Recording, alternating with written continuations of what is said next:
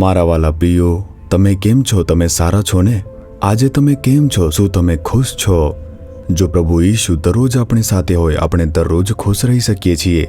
તે તમારી સાથે છે કે નહીં તે તમે તપાસી જુઓ. આપણે હંમેશા પ્રભુ સાથે રહેવું જોઈએ. તેથી જ પ્રભુ આપણને તેમની સાથે ચાલવાનો ગૌરવપૂર્ણ અનુભવ આપે છે અને તેની સાથે માર્ગદર્શન આપે છે. આપણે તેને ગુમાવવું ન જોઈએ. ઠીક છે, આજે પ્રભુ પાસે મારા માટે શું વચન છે? શું તમે આમ વિચારો છો?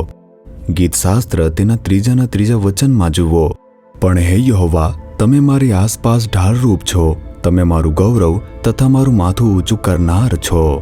જ્યારે દાઉદ નામનો પરમેશ્વરનો માણસ પ્રભુની સ્તુતિ કરે છે, તે તેના પ્રત્યેના પરમેશ્વરના સ્વભાવને કબૂલ કરે છે. તો પછી ઈસુ ખ્રિસ્ત તમારા માટે કેવા છે વિચારો.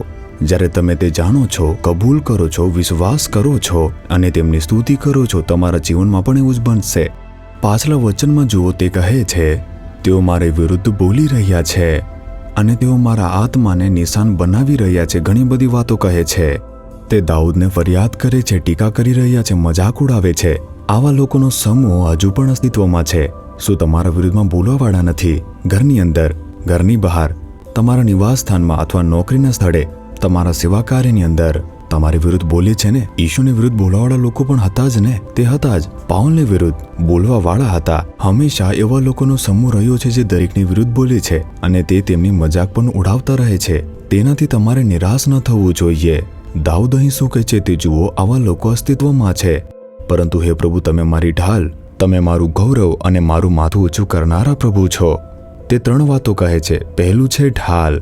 ઢાલ એક વસ્ત્ર છે જે આપણા રક્ષણ માટે આપવામાં આવે છે. યુદ્ધના મેદાનમાં શત્રુ આપણા પર હુમલો કરે છે ત્યારે આપણે ઢાલનો ઉપયોગ કરવાથી પોતાને પ્રભાવિત થવાથી બચાવી શકીએ છીએ. વિશ્વાસની ઢાલ. અને પછી પ્રભુ આપણું રક્ષણ કરે છે. જે વિરુદ્ધના લોકો છે તેમને તમારી વિરુદ્ધ બોલવા દો અને લખવા દો. તેઓને તમને નુકસાન પહોંચાડવા દો. તે તમને બિલકુલ પણ અસર કરશે નહીં, કારણ કે પરમેશ્વર તે તમારી ઢાલ છે. શું તમે વિશ્વાસ કરો છો?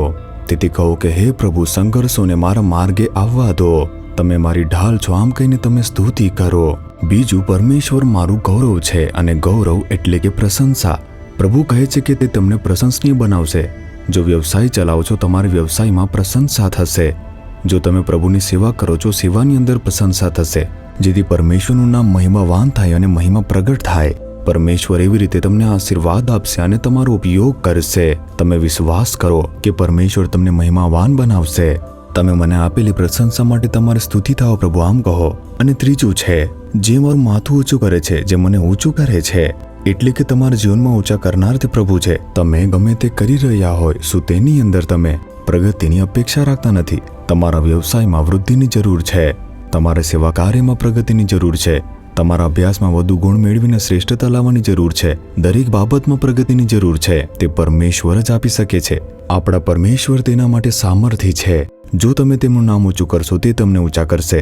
જ્યારે પ્રભુ પ્રશંસા આપશે ત્યારે તેને કોઈ બગાડી શકશે નહીં. અને એટલે લોકો તેને રોકી રહ્યા છે, તેને બગાડી રહ્યા છે. તમે ડરીને આવી રીતે કેમ કહી રહ્યા છો? પરમેશ્વર તમારી ઢાલ તરીકે તમારી સાથે છે. તે પોતાનો મહિમા પ્રગટ કરશે અને તમને ઉન્નત કરશે. કોણ તમને રોકી શકે છે? તેથી ખુશીથી કહો, દાઉદની જેમ કહો, હે પ્રભુ, તમે મારી ઢાલ છો, તમે મારું ગૌરવ અને મને ઊંચું કરનાર પ્રભુ છો. આમ કહો. આજે એક પરિવર્તન આવશે. તમે જે વિશે પણ ચિંતિત છો તેમાં એક પરિવર્તન આવશે. તેમાં ઉન્નતિ આવશે. અવરોધો દૂર થશે. તમે આજે એક ચમત્કાર જોવાના છો. હે પરમેશ્વર, કોઈને પણ કંઈ પણ કહેવા દો પ્રભુ. તેઓને કંઈ પણ લખવા દો, ઉપહાસ કરવા દો, નિંદા કરવા દો. હે પરમેશ્વર, હું વિશ્વાસ કરું છું કે તમે મારી ઢાલ છો. તમે જ મારું ગૌરવ છો પ્રભુ. તમે જ મને ઉન્નત કરનાર છો. હું વિશ્વાસ કરું છું જે પણ બાળક આવી રીતે પ્રાર્થના કરી રહ્યું છે, તે પુત્રને, તે પુત્રીને આજે એક પરિવર્તન જોવા દો. તેઓની ઉન્નતિ થવા દો. તેમના અવરોધો દૂર કરો. તેમનું રક્ષણ કરો અને માર્ગદર્શન આપો. ઈશુના નામમાં હું પ્રાર્થના કરું છું. Amen, amen.